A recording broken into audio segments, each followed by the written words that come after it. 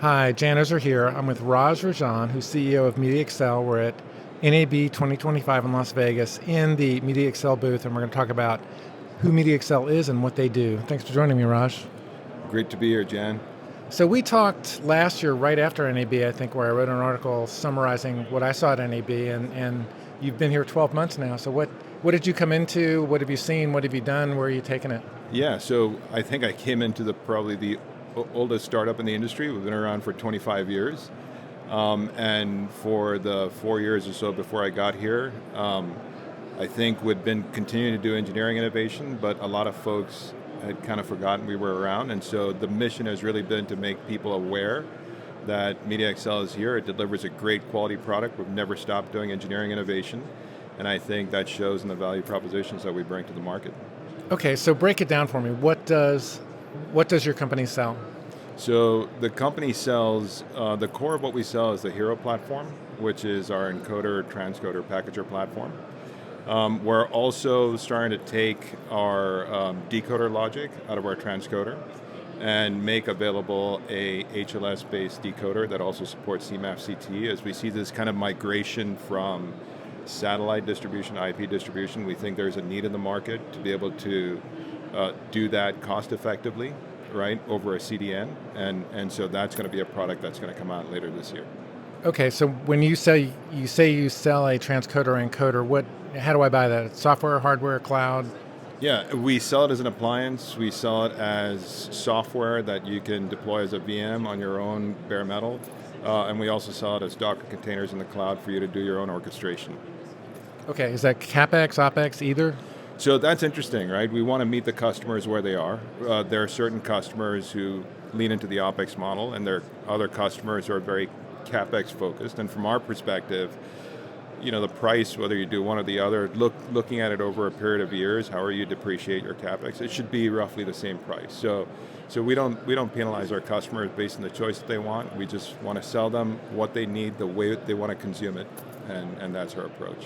Okay, so it's a very crowded market, a very tough market. How do you differentiate your product from others that are out there? Yeah, and I think that's a great observation, right? Look, we are in a commodity space, and we have to recognize that. The media ecosystem is incredibly crowded. There are a lot of vendors doing the same thing.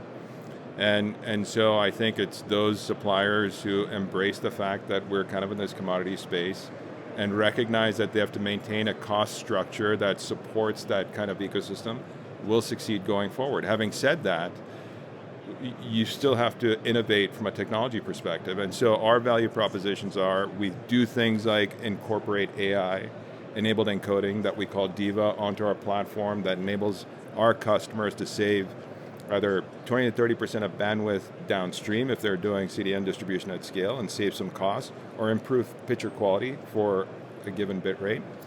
We also make sure we do that at low latency. Like, we have built this company predominantly on doing live streaming really well. It's a hard thing to do.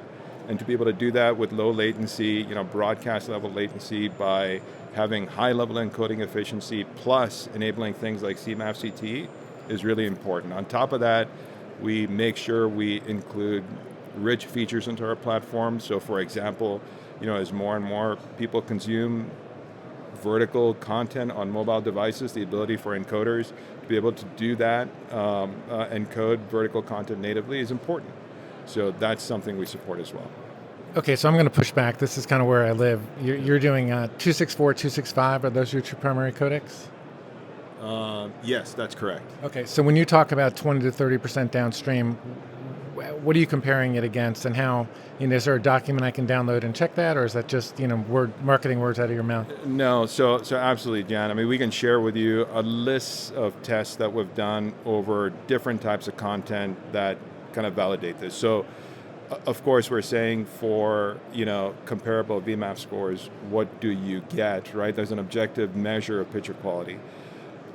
Also, HEVC is going to be, when we apply AI-enabled coding on HEVC, it's going to be less savings than if you applied it on AVC. So 15% on HEVC, for example, because you've already got a lot of efficiency out of that codec, 30% out of AVC or more, because you can drive more efficiency out of that.